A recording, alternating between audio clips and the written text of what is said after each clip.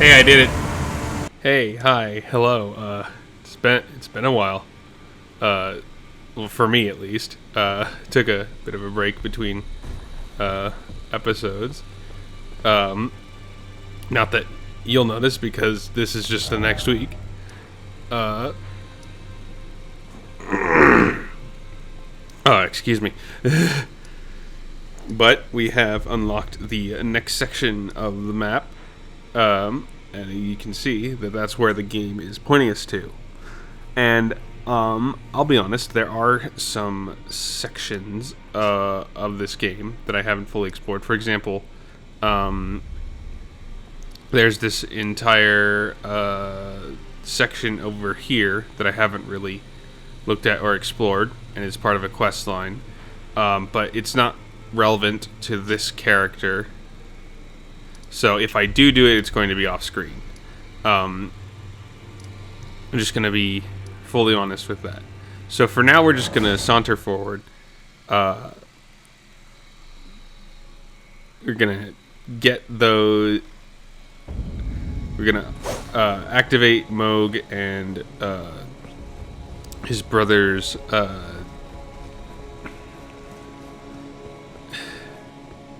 We're going to activate Moog and Morgoth's Great Runes this episode. And get to the mountaintops of the giants. And there's another thing that I am probably going to be doing off screen for part of a quest line. I don't know. So the reason I'm doing it off screen is because in order to progress a certain quest line, you need to be able to cast a specific spell that requires 37 intelligence. And, well, needless to say, I do not have 37 intelligence on this build, and I do not have the points to spare for 37 intelligence. So I will have to respec in order to do that quest line. And I think it's worth doing because you get the funny T-pose emote. But for now, we're just going to run past all these enemies, get to the elevator, and, progress the game naturally. Because up until a certain point, I can just do that quest line whenever. As long as I don't beat a specific boss a lot. So, okay. Getting thoughts jumbled. I'll just explain on the elevator. Oh, hey friend. Bye friend. So, there is a cutoff point to a certain part of this game. When you defeat, I want to say, one of the last bosses, you irrevocably change the layout of Lindell. It goes from being Lindell, the Golden Capital, to Lindell, Capital of Ash. And that locks you out of getting certain items and completing certain quest lines. So you want to try and do those before you beat that specific boss.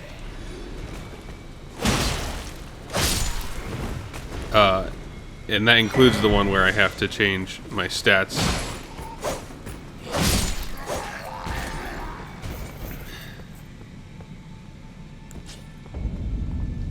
So, but thankfully we can get pretty far in the next area without having to worry about that.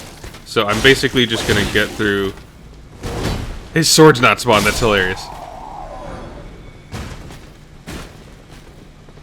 Basically, I'm just going to get as far as I can through these next couple areas.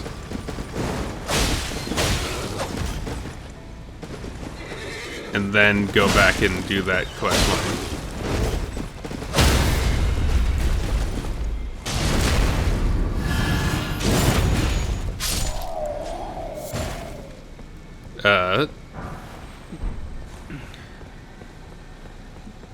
Because in order to do that quest line, I either have to full send it and switch to an int build, which I don't feel like doing because I spent a lot of time.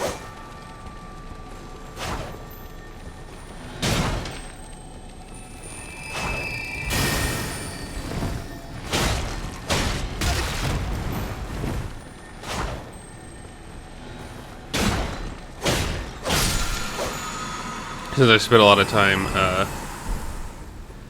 getting this build where it is. I have plus 10 and plus 8 plus etc. weapons on it, and I don't have access to the upgrade materials I need to make a comparable build with intelligence. I do have the items I can use to do that, but you know, future problem for future me. Which means in order to do that quest line and continue forward, I need to sacrifice 2 larval tiers, one to respec into an int build so that I can do the quest line, and then one to respec back into what I am. And since that's ultimately what I'm just going to end up doing, I'm just going to, you know, do the respecking and stuff off screen, or I'm going to actually make it so I can fully change to a intelligence build before doing that. Which, you know, thankfully won't be that hard. I have the dominoes set up for that already. Anyway, that's not important right now. What's important is this short boss fight. I actually like this boss fight because I think it's funny. You're just in the middle of this void. Now there's 2 enemies, but only one of them really attacks you at a time, which is kind of funny. Kind of defeats the point of it being a...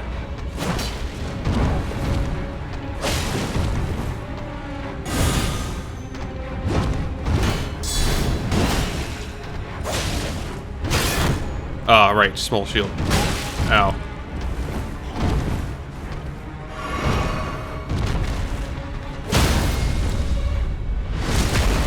So, yeah.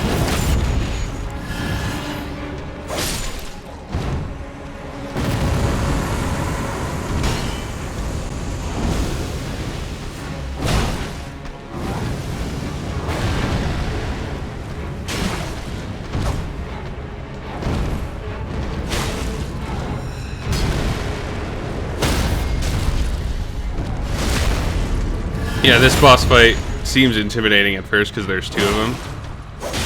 But one of them just doesn't attack you until, like, the other one's almost dead. Which is really funny.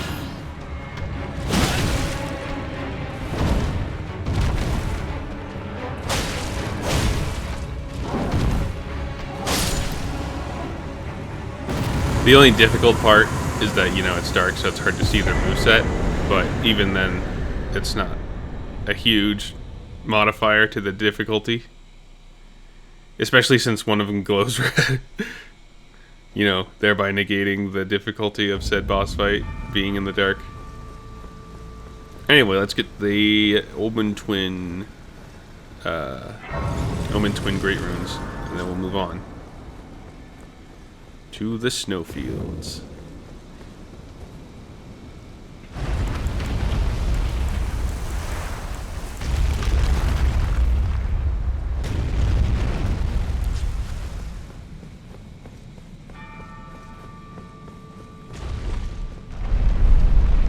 Yeah, so I took a bit of a break for the last couple weeks. Went on a short trip. Not that you would have noticed if you're just paying attention to my Let's Plays, because you know, cool thing about those is you can record them in advance. You can't really do that with a normal job, because if you get all your work done in advance, they just give you more work. Or you're, you know, paid hourly, so even if you do get all your work done in advance, you still have to show up, which sucks. But, you know, that's the nature of the beast, as it were. It doesn't have to be, but it is. And I do like... Alright, getting back to Elden Ring. I do like the way this particular tower is set up, because it is the only one in the game that gives you 2 Great Runes. And Mohg's Great Rune is pretty neat because it's the only one that works in PvP. Here, we'll activate it and then we can go check it out at the Site of Grace. So Morgoth's Great Rune is pretty straightforward. You just get a shit ton more health. Godric's increases your health and Radahn's increases your health, but Morgoth's just gives you like a lot more health. And you know, very, very helpful item effect there. Grants a blessing of blood to phantoms. The way it works specifically is that Mohg's Great Rune is the only Great Rune that will work in PvP. Because normally what happens in PvP is you just get summoned as a phantom, and then you go fight the host, and then you die trying, etc., etc. The host can activate a Great Rune that, boosts their stats, gives them an advantage. So in addition to likely fighting more than one person at a time, you're also fighting essentially a tiny boss fight of a man, which, depending on the build they're running, is maybe not that big a deal. A lot of hosts who play multiplayer typically don't have as much vigor as they should for where they are in the game. There's a lot of clips online where a person is using like a level 150 build and then they just one-shot a host because they've put all of their stats into damage. Which is funny, because that seems to be a consistent problem in the Souls games, is people just don't level vigor. Which is funny, because vigor is like the most useful stat. It increases your health, so that's always a plus in a game like this where you're taking a shit ton of damage. But also, when you get a level, your innate defenses are increased. I'm just going to take a bit to explain how. So if you look over onto the right section of the screen, you'll notice that there are two defense values. There's like that flat value that's like 130, 130, 130, 138, etc. And then there's that significantly smaller value. So the bigger value is just like a flat modifier to your defenses. And that is determined by that is partially determined by your armor and your level. So the higher your level, the higher that value gets. So as you level up, you will naturally have stronger defenses, and weaker enemies will naturally deal less damage. But the number on the right is the more relevant one. The one on the left is just a flat decrease to damage from those specific sources, which is helpful, but it's not nearly as helpful, because the number on the right is the percentage of damage that you'll ignore from that source. So for instance, I have about 26% physical damage negation in general, with varying degrees of 25% for the specific strike/pierce, and my magic defenses aren't that great, but that's how it works. So when you're setting up your armor set to counter a specific boss, like let's say you're fighting a boss that has a lot of fire attacks, you want to be maxing out the percentage of fire damage negated rather than the flat defense value. So for instance, if I go here and we look at the Flame Drake Talisman, which decreases fire damage dealt, you notice that it increases the number on the right by 10%. Which, and it doesn't increase the one on the left. That's because the one on the left is just a flat damage reduction, whereas the one on the right is the one you care about. That's the percentage damage in the game. And all Souls games that I've played, so, Dark Souls mainly, and Elden Ring, function by that rule set.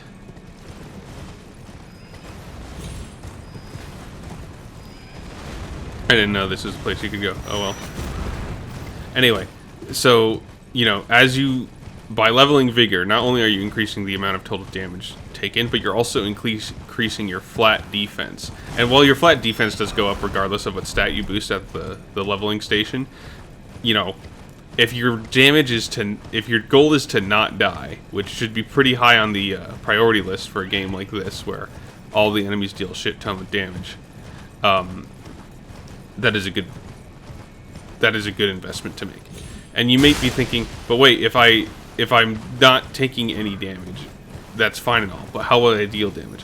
And the tricky thing to that is, what a lot of people don't understand is that, especially early game, most of your damage actually comes from equipment upgrades. So early game, you shouldn't, if you have the stats to wield a weapon or spell that you want to use, the rest of them don't actually impact your stats that much, especially early game. where your stats are more based off of the direct modifiers from your weapons. So, for instance, this weapon I'm using requires pretty heavy investment in both dex and...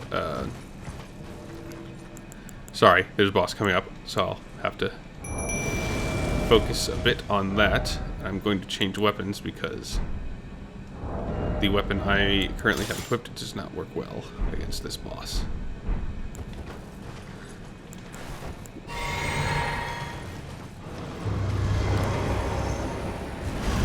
Now, I technically don't have to fight this guy, I can just run past him. But, you know, where's the fun in that?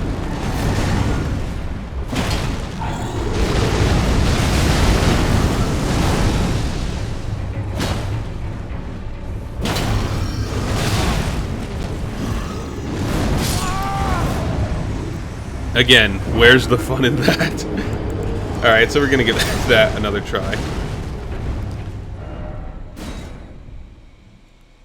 But, I guess it's easy to not level Vigor in this game. Not just because there's just so much, you know, so many items and weapons that you can pick up, but also because, you know, especially endgame, everything just deals so much damage endgame that there isn't really a point to level Vigor and stuff. Like, that boss I just got killed by, right? Like, that guy 3-shot me, and I have 50 Vigor, which is, like, arguably more than you need to beat the game. Like, all of my other characters have beaten the game at around 40 Vigor. My end goal Vigor is going to be 60, and that's just because that's, like, a good value. That's typically how much you want to use when you fight Malenia. And Malenia is going to be the endpoint for this playthrough.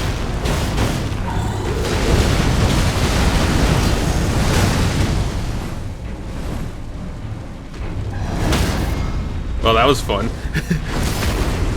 Yeah, so you always want to focus on leveling Vigor in a game like Dark Souls, right? Like, health is legitimately the most useful stat, and the fact that that has to be said out loud is really funny to me. Like, oh, you know, it would probably help if I equipped the right weapon.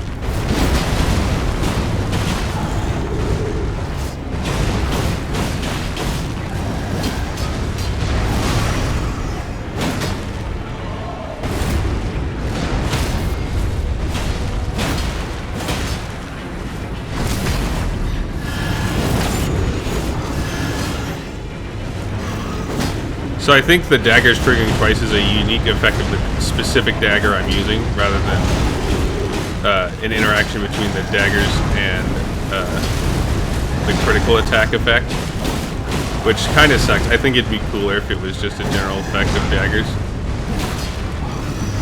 I think this guy's broken. He just keeps using the same attack.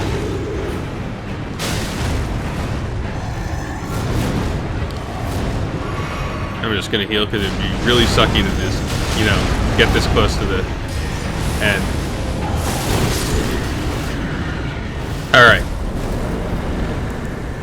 Boss killed. Now we can continue on.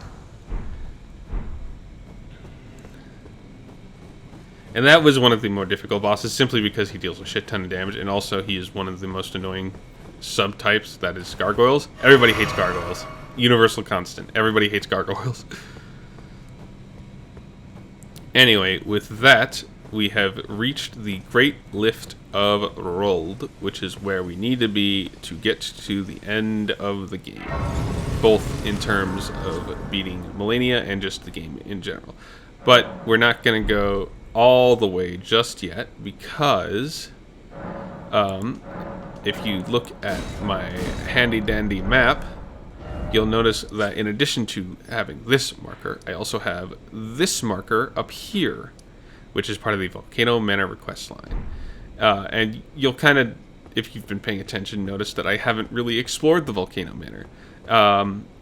And that's because the quest line is paced really poorly. Like, so there's two ways. So the quest line and exploring the manor both ultimately lead to fighting Rykard, right? But if you explore the manor, like bar none, Rykard is the easiest of the shard bearers, despite his size, and that's because he is a gimmick fight. And gimmick fights, once you realize the gimmick, are always easy. Like a lot of glitchless percent speedruns use Rykard's fight as one of the Great Rune fights because you can get to him from the start of the game, and he is the easiest to beat. So if you were trying to speedrun this game, the two Great Rune bosses you should fight if you're going for glitchless. Because if you're going for glitchless, you can beat the game in 5 minutes. But if you're going for, if you are going for any percent speedrun, you can beat the game in 5 minutes. But if you're going for a glitchless percent speedrun, any percent speedrun, you want to defeat the 2 Great Rune as quickly as possible. And the easiest ones to do that for are Rykard, because he's a gimmick fight, and Godric, because he's the first. Of course, I might be wrong on that, but that if I was going to speedrun this game, that is how I would do it. I would fight Rykard, and then I would fight Godric, and then I would just go to Lindell and go from there. And it's really funny because the quest line for Volcanic Manor is spaced so that, you know, you fight a guy down in Limgrave, and that's probably below your abilities as a player, because if you can reach Volcano Manor, you can probably kill anything that Limgrave has to offer. And so the next fight is spaced pretty closely to your skill level. It's here, which is, you know, if you're able to get to the Volcanic Manor, you know, that's more appropriate to your skill level. And then the third fight is placed inside the, you know, fortified manor, you know.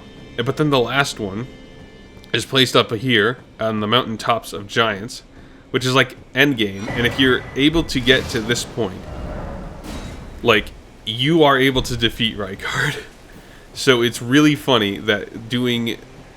to be clear, right? The only thing the questline really does is give you some armor sets and let you skip the area, which I'm not going to do, so ultimately it doesn't matter. I just want the armor sets. Alright. Now normally this guy would just be like, oh, you gotta sacrifice yourself to save the maiden, and I ain't about that life. So I'm just gonna put you out of your misery, buddy.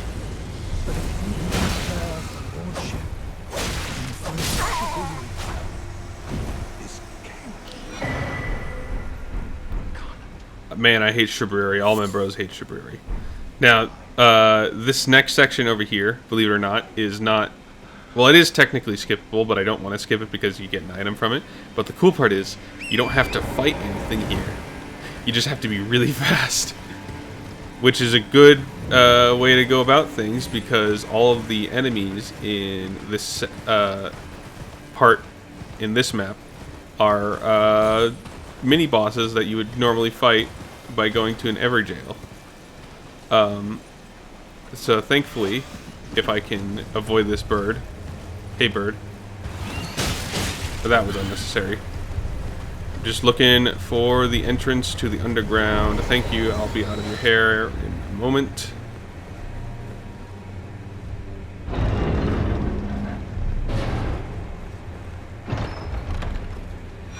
Oh, and like that we can upgrade my weapons a bit further with the power of money.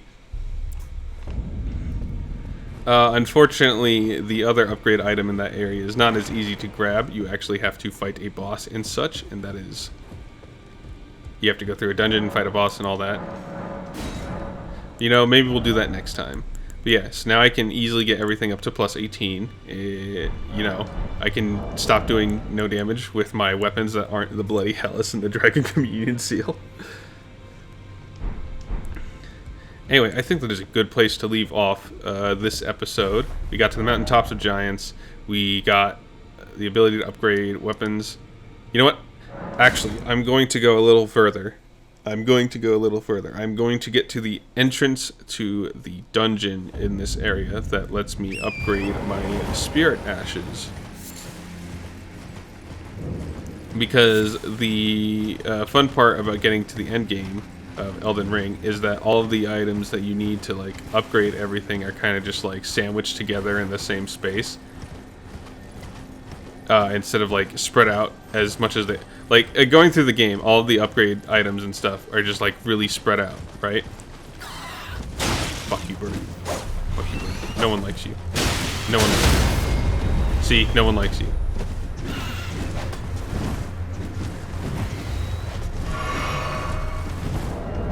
Alright, we'll do this stupid... Why is it... Here. We'll do this the stupid way.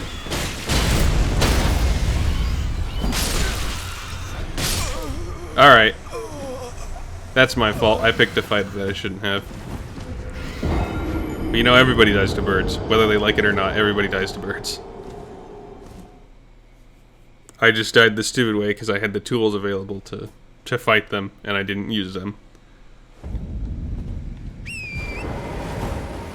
Alright.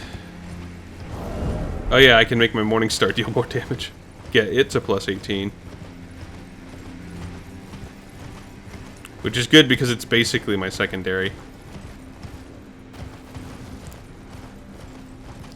Yeah, so I think what's going to happen is I'm going to get to the dungeon that will let me get the item that lets me finish upgrading my non-legendary spirit ashes, which is good because, you know, most of my good ashes are non-legendary. And then between and then, you know, we'll start next episode off clearing that place out. And then between this episode and next, I'll have upgraded all of my my weapons so that they are capable of dealing comparable. I'm not going to jump down there. That seems like a trap. Alright. And here we go. Entrance to the crypt, where upon completing the crypt, we shall obtain the ability to upgrade the ashes even further. Oh, and a beast eye quivers. That's neat. That's another quest line I should do. So anyway, I'm going to leave it off there. I'll see you guys next time. Thank you for watching. We are getting dangerously close to the end game. I anticipate that it will be only a couple more episodes. Yeah, because let's see. Next episode will be this, and then we'll probably do Juno Hoslo, right? And then after that, it'll be Volcano Manor, and Rykard, which should be one episode by itself, depending on how quickly I can do it. And then after that, it's Endgame. We just go through this rest of the snowfield. Yep, you know what? I'm going to put it in pencil. This series is only going to last 7 more episodes. I'm going to guess. It'll probably be longer, just based on my general confidence, but I think that's how long it's going to last. And then I'll have to find something else to play. So thank you for watching. Be sure to come back next time. Bye.